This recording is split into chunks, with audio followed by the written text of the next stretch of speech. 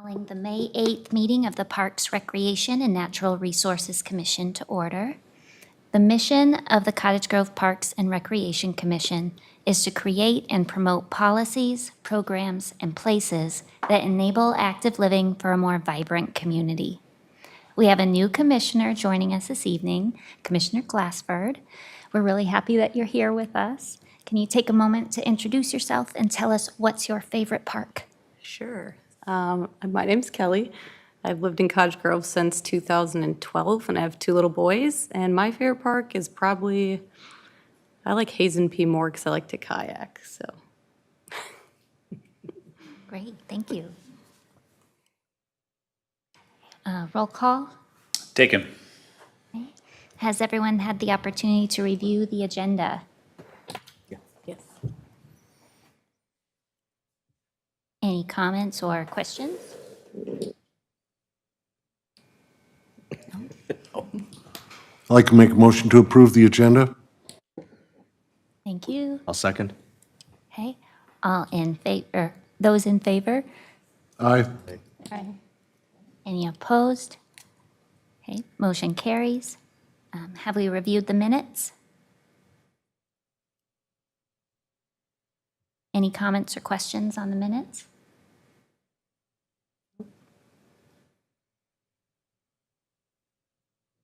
Make a motion to approve the minutes as submitted. Thank you. I'll second. Thank you. Those in favor? Aye. Any opposed? Motion carries.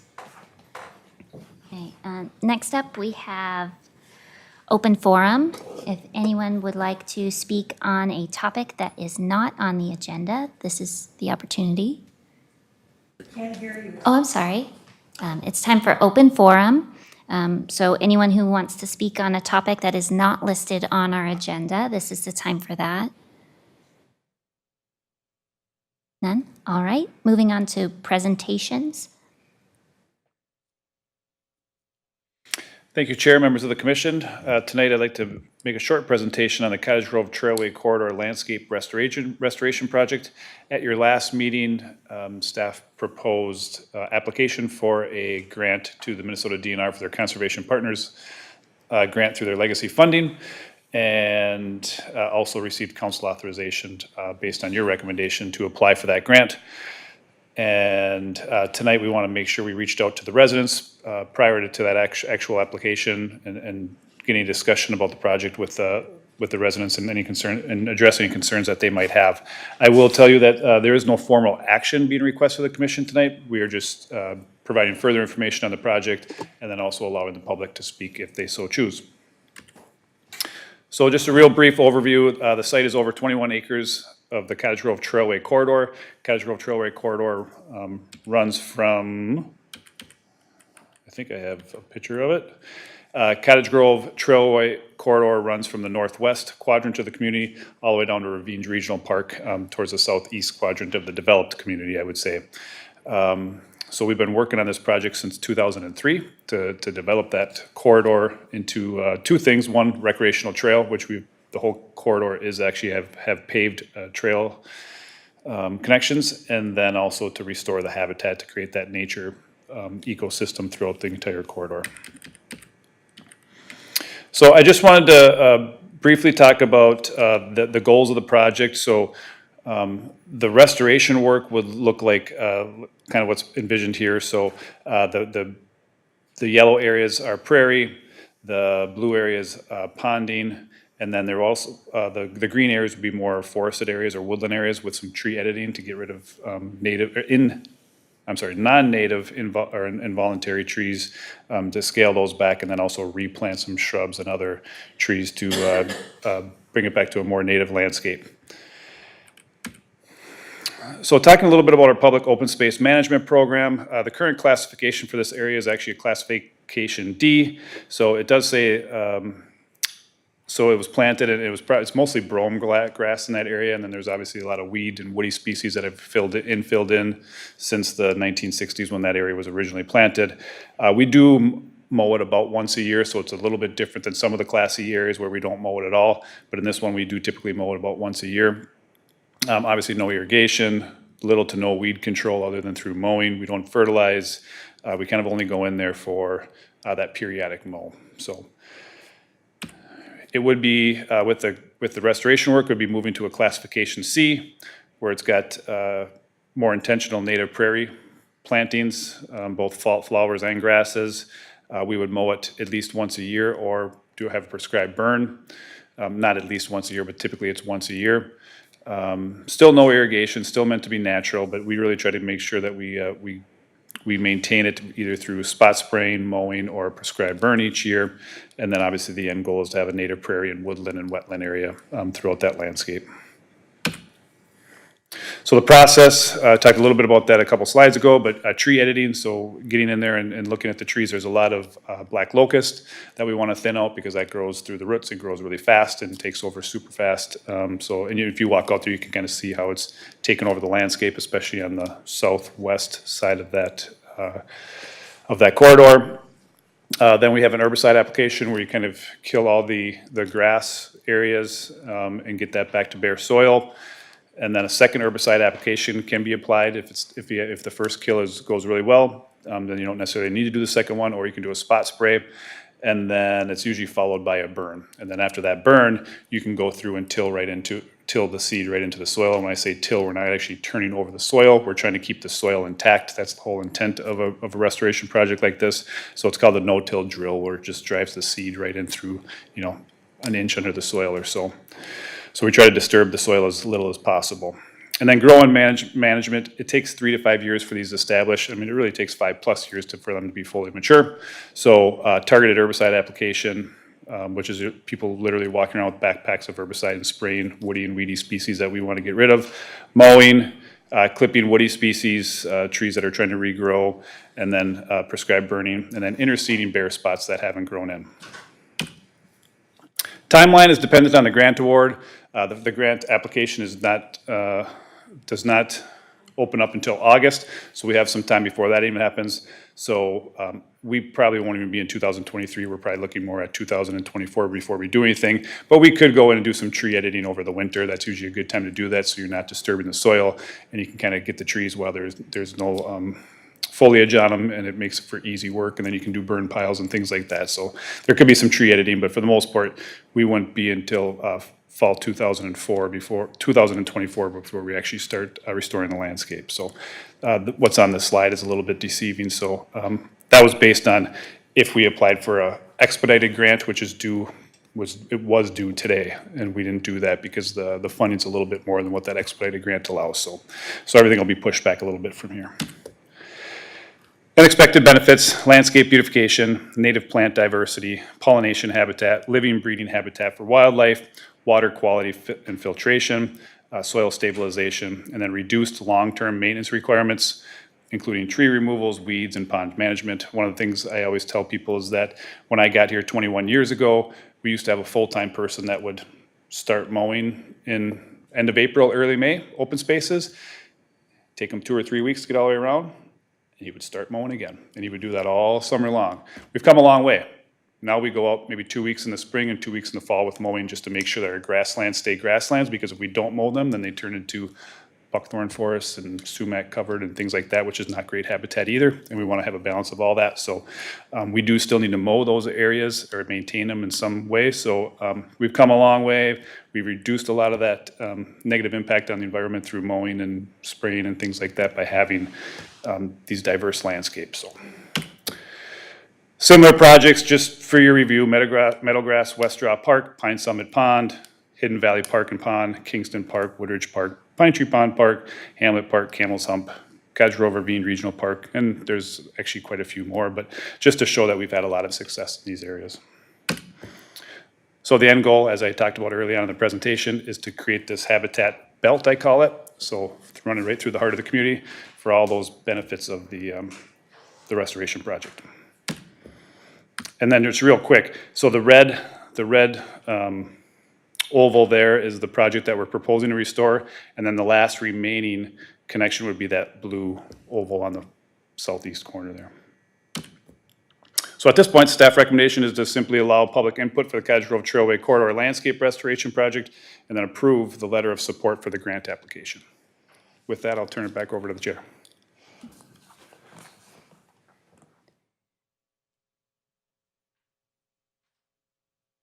The description of tree editing is something that caught my attention, because when you talk about editing, it makes me think that it'll be really specific and kind of narrow removal of specific trees.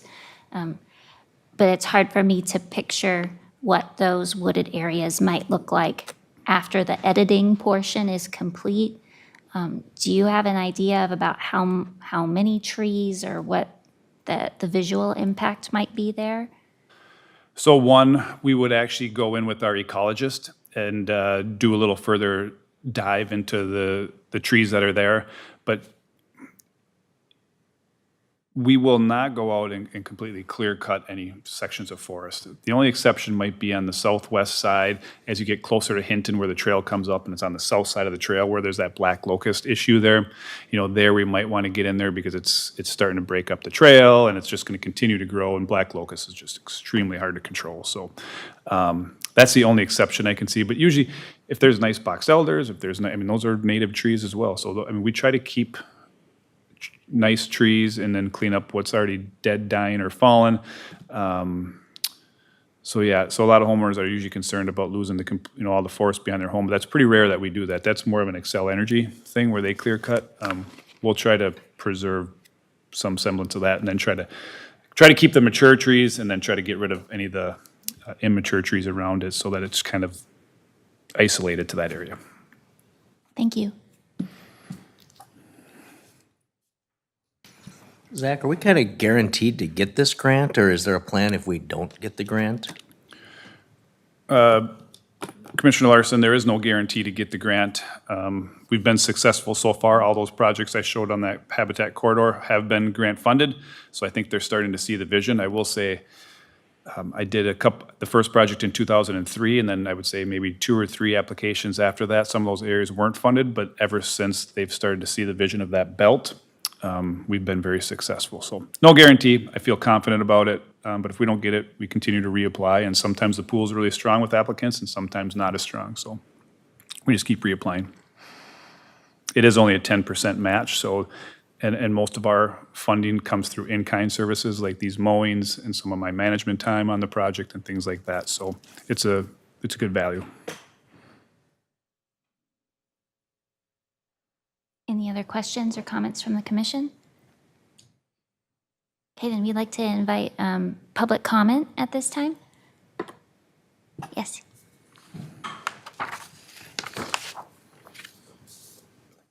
And if you could start by sharing your name and your address, please.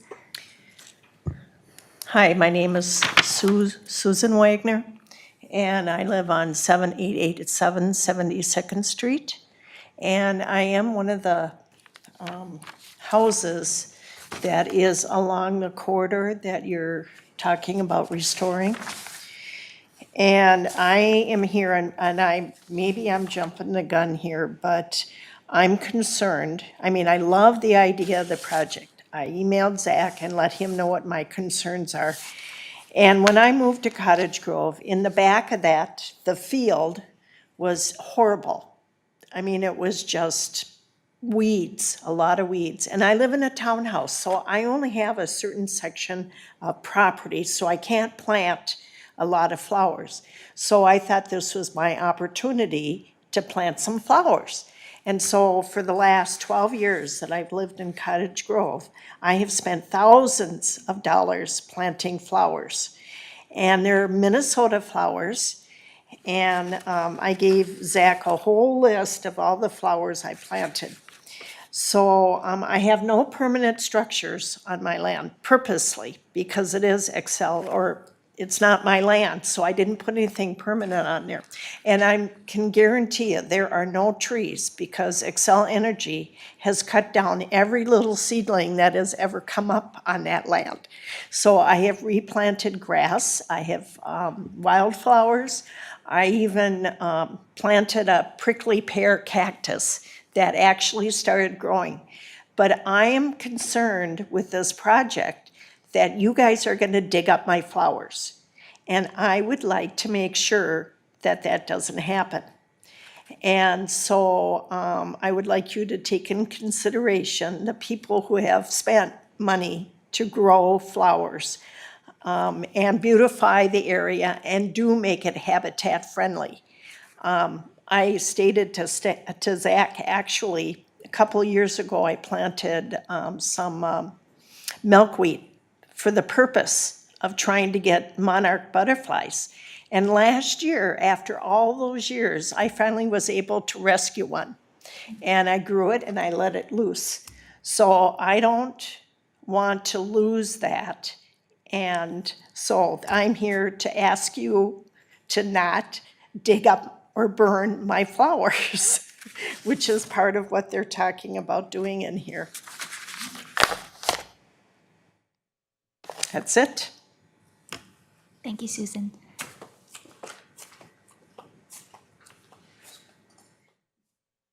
Yes, you can come. I have a few questions. I was gardening. We forgot about this.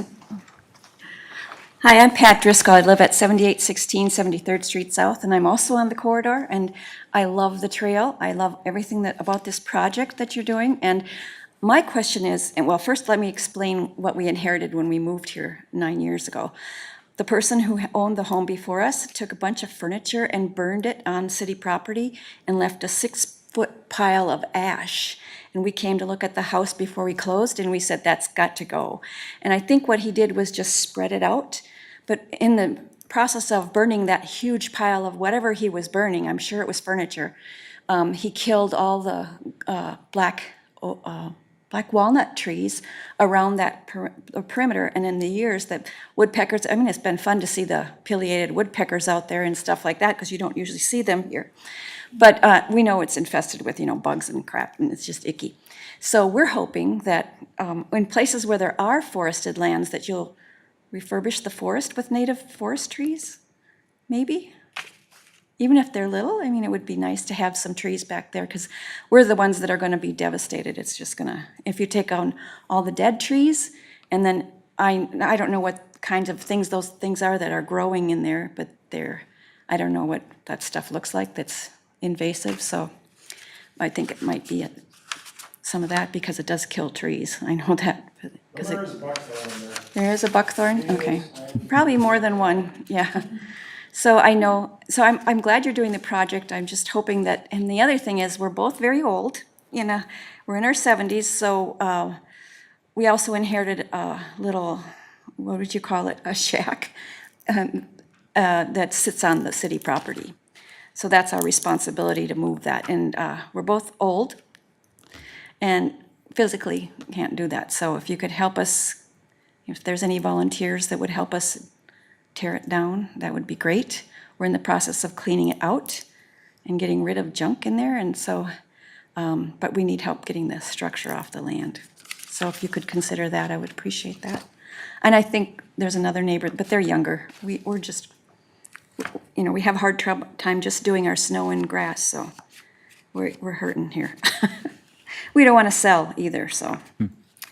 All right, thank you. Thank you.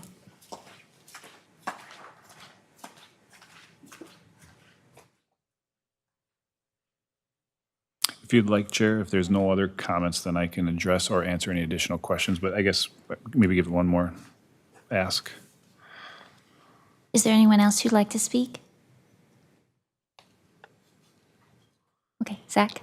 Okay, Chair, members of the commission, just to respond, I will go out and look at both these addresses. We tried to, deal with each situation as we see them. We don't just go out and have a blanket approach of clearing and burning and without regard. So we will go out and visit each one. I can't promise anything. I mean, at some point, you're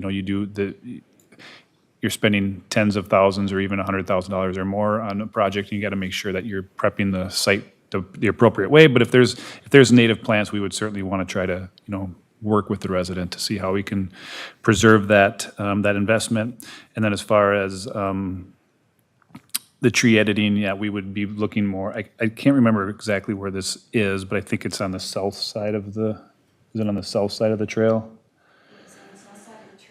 So you'd see more, thinning than anything, other than those black locusts. I mean, I could see that being a little bit more, but there is a lot of box elder and other things that you'd see more thinning. Those trees wouldn't necessarily go away. And things like buckthorn, we would try to get in there and get that out of there. But not, it's what we do. It's what we, I agree, but it's what we do. So, yeah. So it's the battle we take on, and but once again, I can't make any promises. We'll all go and look at it, but I can assure you that I will go out and look at both sites, and I can get your guys' contact information after I have Sue, I have yours. I can get your contact information and follow up afterwards. Chair, if I could, Zach, I appreciate, pardon me, everyone. First of all, I want to thank the citizens for coming and sharing your comments with us. It's really, really important for us. Main part of our job is to be a facility for you to talk to us. So we really appreciate it. It's meaningful for us. And Zach, I would ask that if you would please report back to us on both of these properties at one of our future meetings so that we learn what it is you're able to do to help these citizens. We'd sure appreciate it. Will do.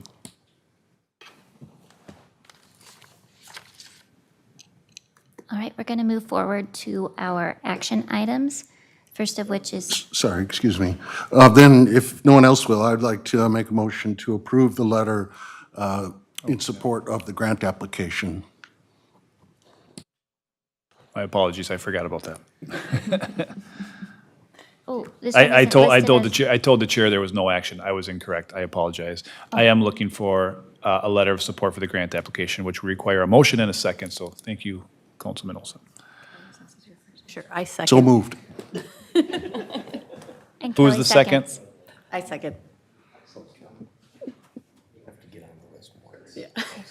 Those in favor? Aye. Any opposed? Okay, motion carries. Thank Good you, catch. Commissioner Good Olson. catch, commissioners. Now, we'll move on to the liaison appointment to the Advisory Committee on Historic Preservation.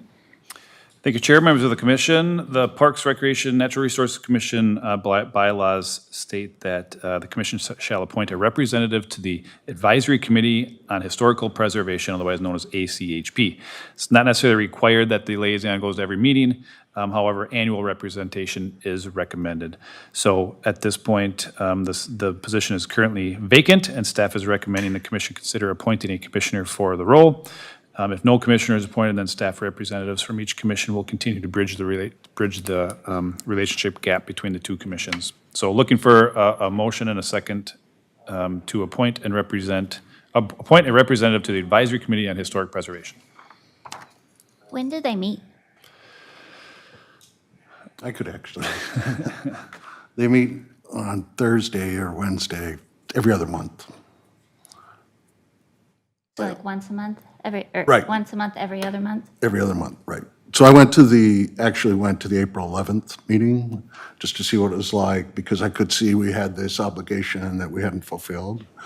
And it was a good meeting it wasn't set up real well because they had to move to a different room, but I kind of got the flavor for it, and I'd be willing to do this for us. I'm not willing to commit to more than one meeting a year, but I would do at least that. And I will also go to their June meeting.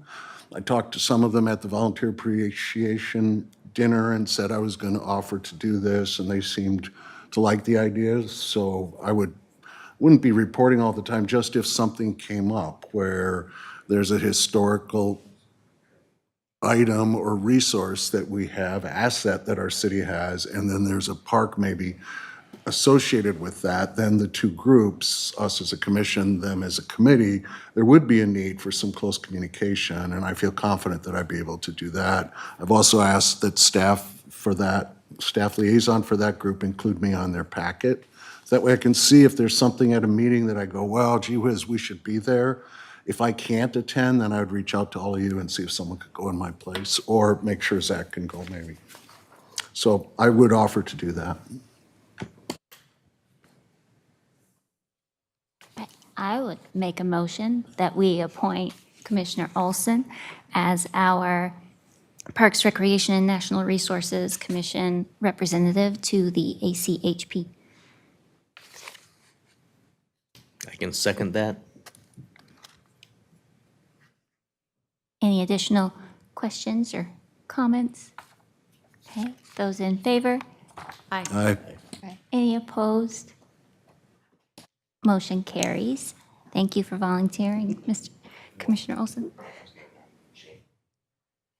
He's not here. Next, we have our park tour planning. Thank you, Chair, members of the commission. Annually, typically in June, we do a park tour where we go out, we get a bus and we go out and visit the sites so that commissioners can kind of work together and see these projects in progress. So I've put together a potential agenda, and it's open to interpretation and direction from the commission. Or at one point, the commissioner also asked about potentially meeting at a park site. So we could do that if the commission's not overly excited about the tour as well. We can meet at a park site, perhaps a site that's under construction or has a project going on. So I'll turn it over to the chair for discussion on that topic. I really like the park tour. I'm excited to get to do it again. I like your list of parks. Yeah, I'm excited. And who all gets invited to the park tour? So we will invite all the commissioners, obviously. We also invite all the other commissioners of all the other commissions, so Planning Commission, Historic Preservation Commission, which we actually had good representation from them last year. The Public Services Commission, Public Services, Public Safety Commission, the council is all invited. Yeah. Great.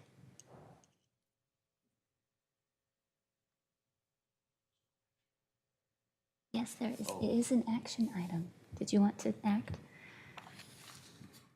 I like it.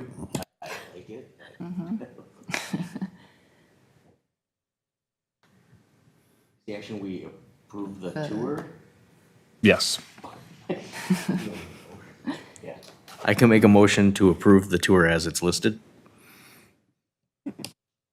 I second. Okay, those in favor? Aye. Any opposed? Motion carries. And Chair and Commissioners, if anything comes up that you want to see in between now and then, just let me know. We can certainly amend the route.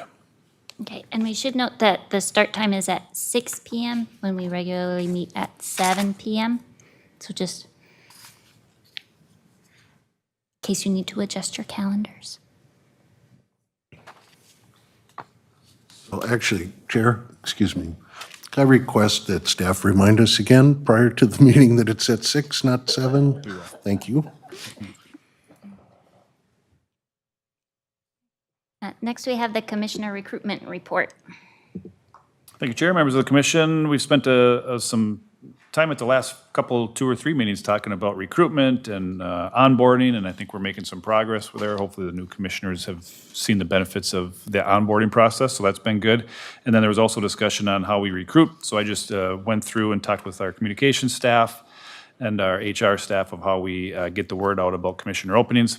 So I provided that list, and certainly if there are ideas or thoughts from the commission, we are gladly willing to listen and add some different methods to the madness, I guess. Chair, so Zach, are we full or are we have vacancies on our commission today? We have 1 youth vacancy. But we're full on adult Yes. ones.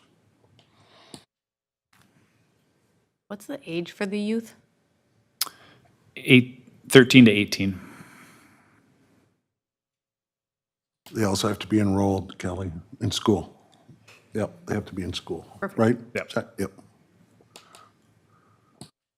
So, sorry. So actually, I would like to challenge us as a commission to really give this more thought. I don't know if we have any rolling off towards the end of this year, but I think we could be more directly involved in this recruitment process. And I think things like the Chamber CG Connect event, maybe one of us could have been at the booth. Maybe at Strawberry Festival, although that's not on the list, I assume that the city has a booth at the business fair. And maybe we could try to be there just so that as citizens come up, we can talk about our commission and other commissions and be able to say, you know, we're citizens, we're not staff. And I also just wanted to see if anyone else has other ideas, because, we have fresh eyes on this versus staff. Zach and everyone seems to be doing a really great job, but we have fresh eyes, so let's not just be tied to that, I think, or just tied to my ideas either. One of the things that prompted me to ask about our recruitment efforts was a comment from a community member about a different project where he felt like his community wasn't receiving the same types of information. And so I was just kind of curious about the vehicles that we use now. And I think this is a great list, but I wonder if we could consider having communications available in more languages than just English, to be able to reach some of our different populations within our community. Is that something that we're able to do? Chair, I know the CG Connect, that's the newest program we have, which is direct email communication. I know that has a multitude of different languages that can be used, as well as our website has different languages that can be used on the website. Okay. And as someone who just went through the process, I think what would be helpful is when I filled out the application, I just had to print it and fill it out because it's not a fillable PDF. So that might be something that's helpful for new applicants as well. And that we're actively working on too, Okay. Commissioner Gustafson, to make that a much easier process. I was gonna say for like the youth, have we considered like talking with counseling offices at like the middle schools or high schools? Because I know a lot of kids are looking for opportunities for like, their college applications or things like that. So just reaching out, and they can always offer to a student, like, I know you're looking for something, here's an opportunity for you. Commissioner Glassford, I do have direct communication with counselors, vice presidents periodically. I would say since COVID, maybe not quite as much, but do try to get into those newsletters, and then also reach out to the principals and just say, hey, if there's anybody that's looking for community service type work, it looks great on resumes. I mean, the students that have come out of here always, every single time, follow up with me for letters of recommendation. So whether it's for a job or for a college or for the full-time job out of college, I get them, they come back to me all the time, and I don't know, I hire a lot of people, and that would look good to me, so. That's civic involvement, so. Has there typically been a struggle to get youth commissioners? Yeah, but it seems like this last round, the last couple of years, I think since COVID, but other than that, we've always had two. But it's usually personal connections. 99% of the time, it's personal connections. So if you know somebody that has older, kids, just talk to them. You just never know what's going to stick, so. Building off of those connections, we also have, lots of volunteers in our park and trail adoption program. We have recipients of our matching grants, people who come and visit our meetings, groups who make park building reservations, families involved with supervised playgrounds and other events like that.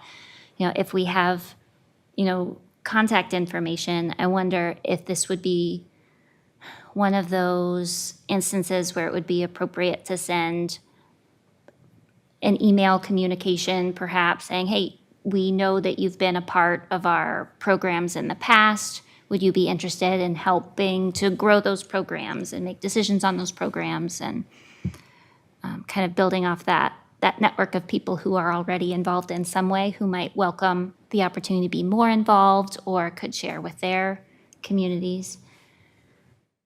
Chair Brown, we're speaking the same language. When you guys were talking earlier, I was thinking about the recreation program connections, all the events we have, we can reach out to people, but also we have in the past directly emailed people on our program list, and we've gotten commissioners that way too, so. People that are willing to reinvest, that have experienced the benefits of our programs, policies, and services, and then they come back and participate, so.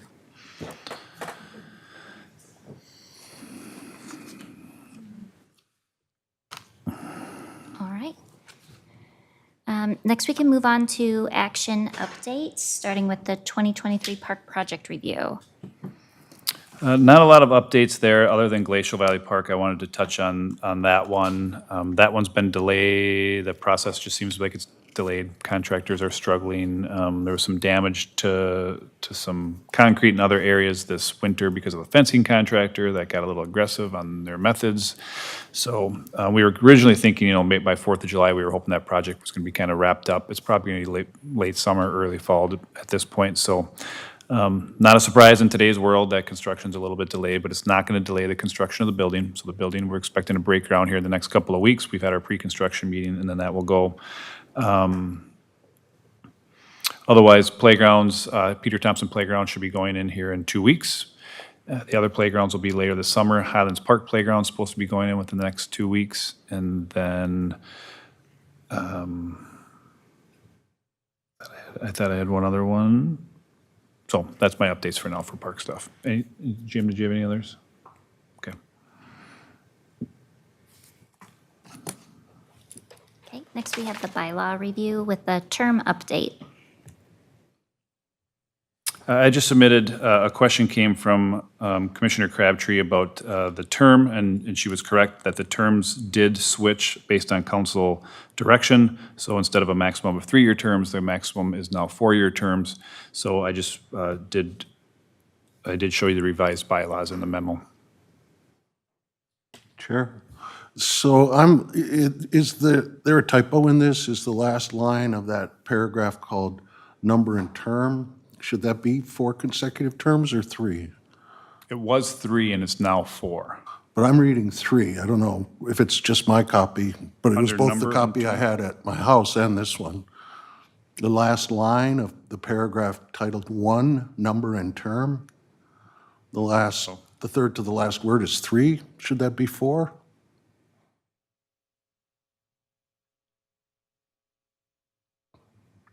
You're correct. It was changed up above, but it was not changed there. We'll have to change that as well. Thanks for the catch. With that change, I recommend we receive this information.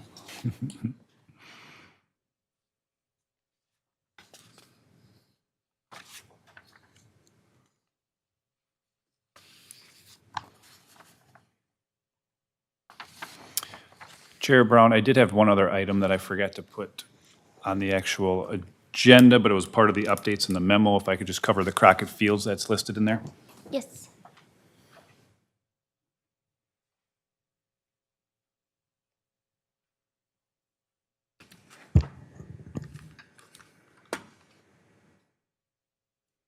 So I just want to talk about Crockett Fields. Obviously, the commission was involved with the renaming of Hamlet Park, the South Ball Fields, and there was a very neat event in mid-April. So William Crockett was a missing in action Vietnam soldier. And then, so the sign that's in front of you, so the field was renamed that with help, with guidance from the commission and the city council. So it's called Crockett Fields at Hamlet Park. In front of you is the sign that will go up at the entrance of the park. Welcome to Crockett Fields at Hamlet Park. Has the POW MIA flag on the bottom left. Has his dates of the dates of his life, and then also that etching is actually the etching on the Vietnam Memorial Wall. And then you can see on the bottom right is the some information about William Crockett that's at the park underneath the American flag. So they did a dedication ceremony out there. Like I said, mid-April. It was a Saturday in April. Obviously, it was very chilly. And then this is Herb Reckinger from the Advisory Committee on Historic Preservation, who was instrumental in the renaming of this. He's very active with the Vietnam Veterans Memorial Wall and the one that moves around the country. And then that is actually William Crockett's sister. They grew up near Hamlet Park. So her and some other family members were there, and a whole bunch of friends from that park graduate class were actually in attendance. I guess they had quite a few people there. So I thought it was very neat. And then Herb actually presented them with the pencil etching of William Crockett's name on the official Vietnam Veterans Memorial Wall. So he had that framed and then presented that to them, and that was all his doing. So that was very impressive. So just wanted to share that information with you. Thank you so much.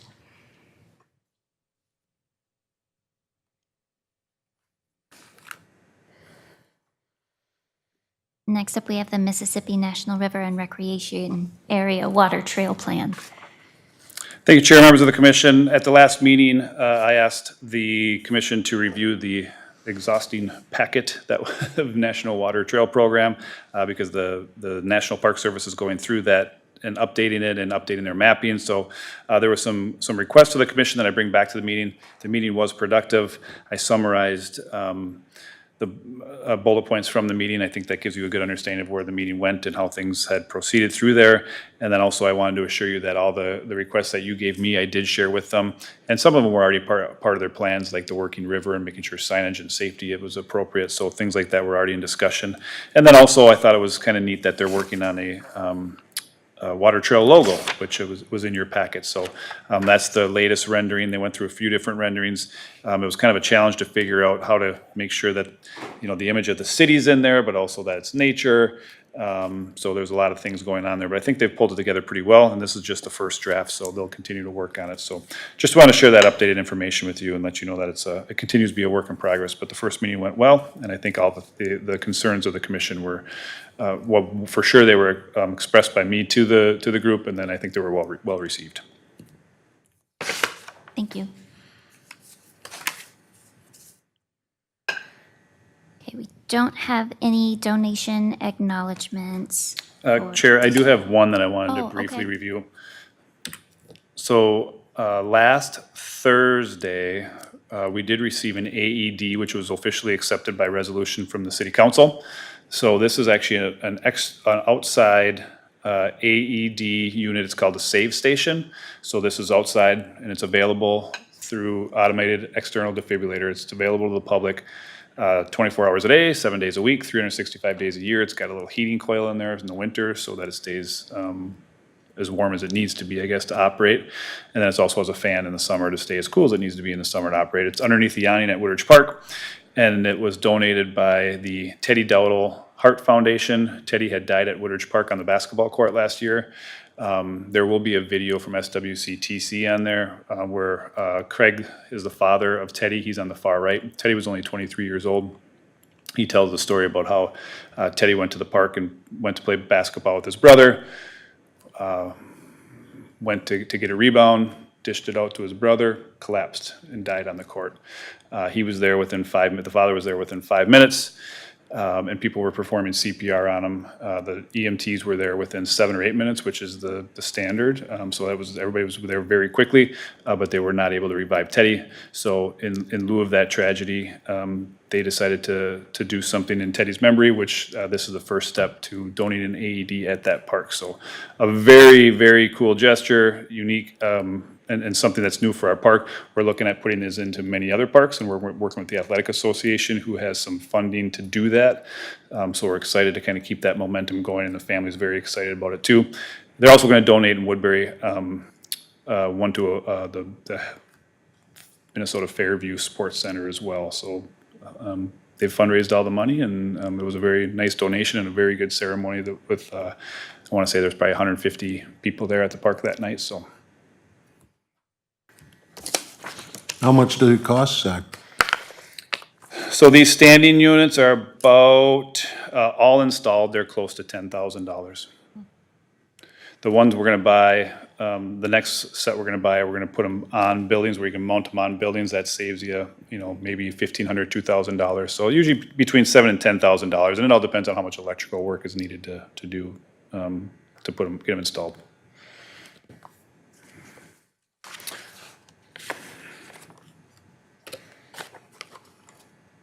Do we have one of those units, I mean, not an outdoor one, but do we have one of those at the ice arena? All of our facilities have them, but they're all located inside. So that's the one challenge. And then just recently, we got a grant that every police vehicle has an AED unit in it now. Some of our public facilities have 2 AED units. Obviously, all the EMTs have AED units, and then there's obviously a bunch in the private facilities as well. So they're getting out there. And and then the other neat thing too is that, they're doing a ton, our EMS service, emergency medical service, is doing a ton of training on CPR and the usage of AED. So even at this ceremony, my parents got trained in on how to use an AED, which they were, very excited about that. So, so they're getting out in the community trying to make us a heart safe community? there's a title for it, but they're trying to make it a heart-safe community, and this is one of the steps towards that, so. They're doing a great job.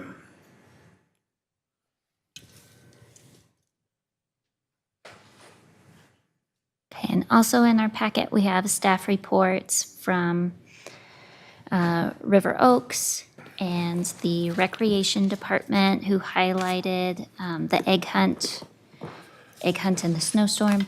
And we also have updates from our park maintenance team. So how many people ended up attending the Easter event?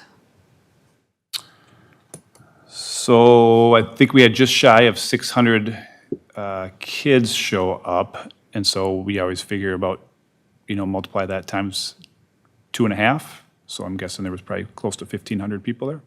So most of the people who registered ended up attending. I just know it was Yep. such a hard day.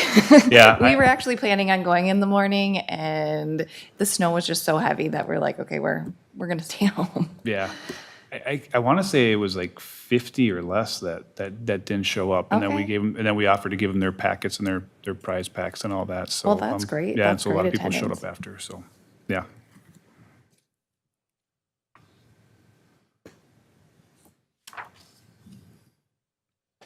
Any other comments or questions about our staff reports?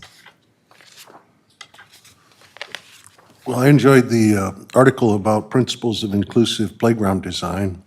I didn't really see that on our agenda, but sometimes when you put those in there, you offer a context for us. Commissioner Olson, that's and other commissioners, that's just the way we're going, that anytime we design a playground, it's not just a cookie cutter system anymore. We want to make sure that we're trying to appeal to the needs of every single individual, as many individuals as we can, because everybody is an individual, whether it's physical, mental, social, or whatever it might be. So the way we design playgrounds is changing, and it's for the better. But it takes a lot more thought behind it, so. So if I could, Chair.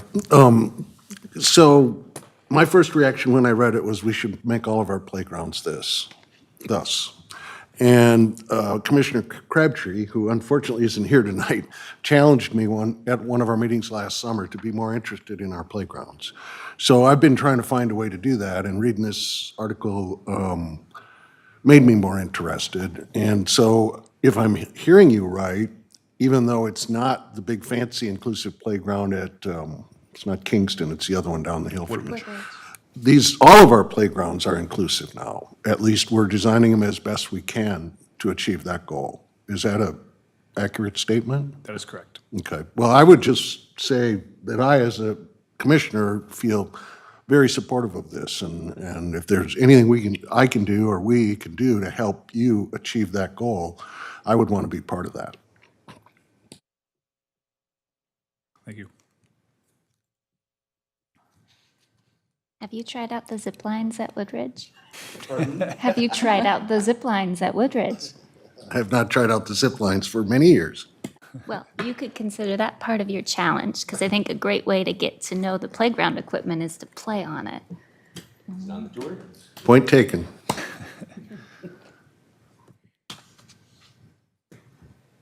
Right, next up, we have commission comments. Submitted information from Commissioner Olson from the Washington County Parks, updates and meeting report. I would just offer that I'm not able to attend the Washington County May meeting, but I will get the packet and try to provide some input if I can for us. I really liked reading about the county plans for Mississippi Dunes and their support of the maintaining the natural landscape, and I'm very excited that there's going to be such efforts, made to preserve the area, but also kind of speak to what residents were talking about that they really wanted, and it's exciting. I can't wait for it to be open so we can all go and explore. I was interested to know, I didn't see anything on there, because maybe it's not on there, but with that like water trail coming through too, like that's kind of there, that they want to include maybe like a camping spot or two. just based on like other water trails I've gone on, we don't have that in Cottage Grove as an option. Commissioner Glassford, we did actually, when we were doing the master planning for that park site, camping was one of the options, and between commission review and council review, it was one of the items that actually came off the list. I can't remember all the reasons, other than just concern about overnight occupation of that land. So I don't know that it's a forever thing, because I do believe that our community has a lack of camping opportunities. So whether it's here or somewhere else, at some point, it's something I think we should be addressing in our community, because to my knowledge, you can't camp anywhere in Cottage Grove, which is unfortunate. And we've been putting pressure, I shouldn't say putting pressure, we've been asking the county to make sure that they consider that for Ravine Regional, especially as they expand that, is it the upper landing, they call it, even if it's just primitive walk-in sites, to have at least a few of those so people can get a camping experience in the community where you feel like you're in the middle of nowhere still, so.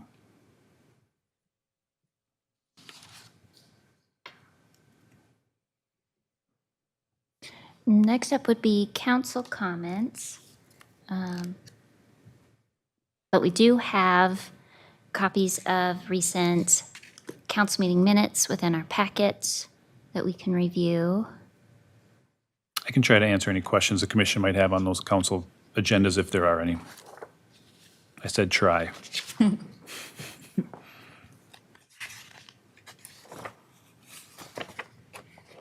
Rolling machine?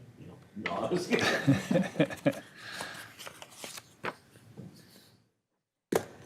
Okay.